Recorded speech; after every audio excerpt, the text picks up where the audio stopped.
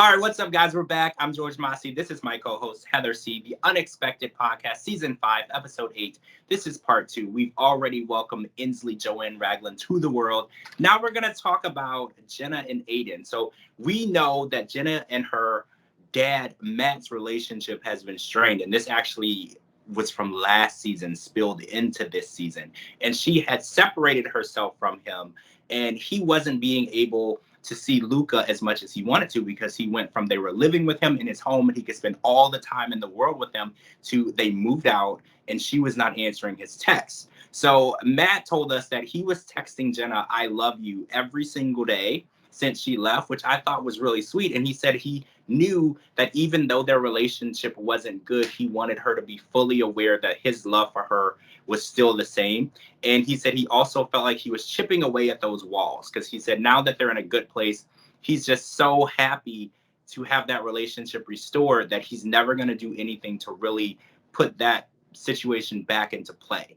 So what we see at the dinner is Aiden is making snarky comments. I don't want to say snarky, but he's saying, well, I don't get home cooked meals, so I'm going to take more, which is kind of a jab at Jenna, right? Because Jenna is at home. She's a stay-at-home mom. And a lot of people confuse stay-at-home mom with maid, or, person to do everything for you, do your laundry. Like, stay-at-home mom means that she is the maid to the child, not necessarily the father. So yes, it would be great if he could come home to a home cooked meal, but when you're raising a baby, sometimes that isn't something that you can do every day because time is not on your side. Yeah, I think that there's still a lot that they need to figure out. I really commend Jenna for putting her foot down with what she wants with her life. Even when she was saying, you know what, I'm considering being a doula because I want to get my own income or whatever. I think a lot of women, all ages, we're not even going to say teens, we're going to say all ages. A lot of women think that they can't survive on their own. They think that just because they brought a baby in this world, that they're trapped forever. And I like that even though she obviously has love for Aiden, she loves herself and she loves Luca. And she's like, you know what? He's going to be a wonderful father if we're together or not. So I need to put myself first, because if the mom isn't in a right place and if the mom isn't happy, it makes it hard for her to be a good mom to her child if she's not mentally there. So I like that, she's trying to figure stuff out, and she's not jumping the gun either. She's not saying, you know what, Aiden, you don't pay me attention, I'm leaving. She could very well probably move back in with her dad in a heartbeat. But she's like, no, I want to do this the right way. I want to make sure this is what's best for me. And it's probably best that she doesn't bring it up to Aiden right away, because why create problems? Because, let's say he got better and he was more attentive. Why cause that drama and animosity for nothing? Well, and the way that he reacted to her idea and her plans of becoming a doula was just so unsupportive. He called it stupid. And he's like, well, why would you want your own money? It's our money. And the reason why she wants it is because of that literal statement there, making there's her no feel. Support. Yes, it makes her feel that she's in it alone and she's bound to him. And women have to, take a huge step and do what she did. And like you said, we congratulate her, because a lot of women are scared to take that step and separate themselves from him and separate from his money and be her own person. And we really want to see her succeed in that. Even if it's not as a doula, you do not have to stop at just being a mom. You can be everything that you want to be. Being a mom can just be on that long list of other things. Exactly. All right, guys. So we saw Kylan going into labor on this episode. We did not actually see a baby being born, no Xavier yet.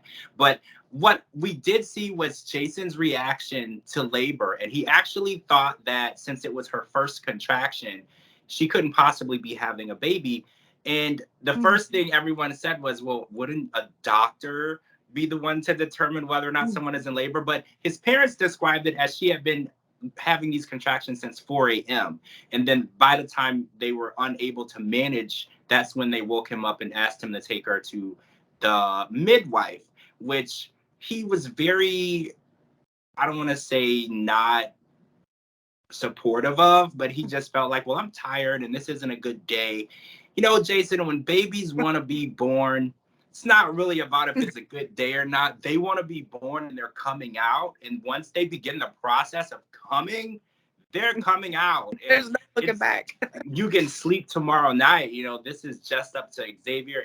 And we're really worried too because Kylan is not good with pain. She told us last night that her pain tolerance is really low. My pain tolerance is also very low. So Kylan, we're on the same page. I'll stub my toe and I'll scream for 14 minutes. So I totally get it. And he wants her to have a drug-free birth. And it's not so much about the epidural. He said that he doesn't like the idea of drugs in a baby system at all, which I'm not fully against that. I do like the idea of not giving a baby, if they can't talk and they can't consent to it, they shouldn't have it yet. But at the same time, the mom needs to be able to physically go through the labor process without feeling like she's dying. Okay. I personally have never heard of anything negative with an epidural for a baby. I've heard of negative effects on the mother. Like they said, like any sudden movements, and I heard like it could paralyze you or whatever, because this is like really long needle going into, whatever. Medicines have come a long way. I know that there is a shot that they can actually give you where if you have a different blood type than your baby, it separates it so that way the baby isn't taking in what it's not supposed to. So, I mean, medicine has come a long way. But I think the drugs that he might be referring to are different than the drugs that the hospital is going to supply. But here's my problem with him. And I don't want to dog either one of them because they're both children. Mm-hmm. I'm just upset with him because I feel like he has so much more maturing to do before he becomes a father and brings a child into this world. Just the whole way of how he's just like, he looks like an only child that doesn't know how to share his toys. And, the way he kind of pulls Kylan along, like she's the little dolly, he's dragging along. I really, really hope this is exaggerated for TV. I really hope. I mean, we know that shows do that just for good ratings. I would really honestly hope that this kid is not as mean and controlling as he appears on TV, because it scares me. I mean, he's a typical teenage boy that is just selfish and self-absorbed. Like, this is my world and you're just in it. But there's a baby, like, I don't know. Hopefully when the baby is born, Xavier changes his mind and he changes, hoping. I'm hoping so too, because like we've been watching him and he has been super excited about the birth of Xavier. He even made the joke that, oh, well, you've had the baby for 9 months, so I want to keep him to myself for 9 months, as a joke. Like, I just want to spend every waking moment with him. Until he cries. Or has to be changed. Yeah, but he's really saying that he wants to be in the child's life and he's excited about it. And you don't get that from a lot of teenagers his age. So, and again, I want to say that Kylan was 41 weeks when this happened. So for him to say like, oh, you're not really in labor, I think that she would probably be in labor at 41 weeks, because you can go into labor anywhere after 35 or 36 weeks.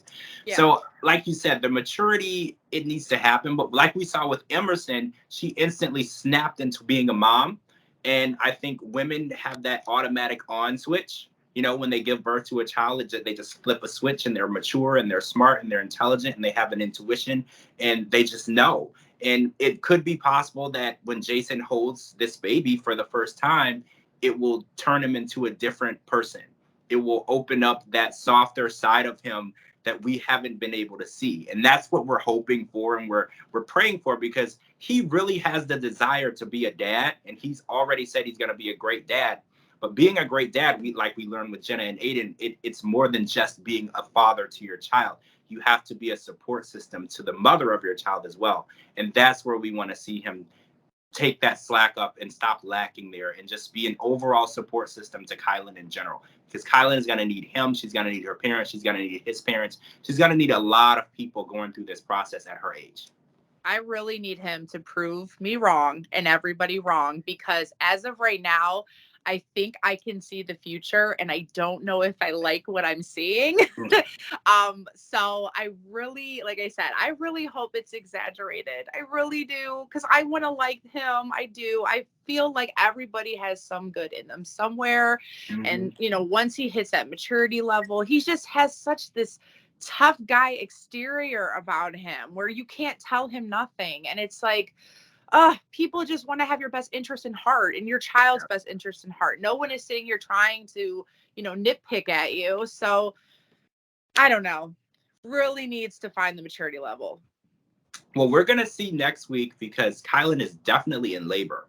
And there was definitely some complications as we saw in the preview. And she might be having the baby in a hospital, which is not what he wanted. So that would be the first step to maturity, him accepting that and respecting that that's what she needs. So we'll tune in next week. You will tune in next week, and we're going to live tweet about it as well. So thank you so much for joining us. That's it for part 2 of the Unexpected Podcast. We're on season 5. This was episode 8. This was part 2. My name is George Mossey, and this is my co-host, Heather C. And we're going to talk to all of you guys really soon.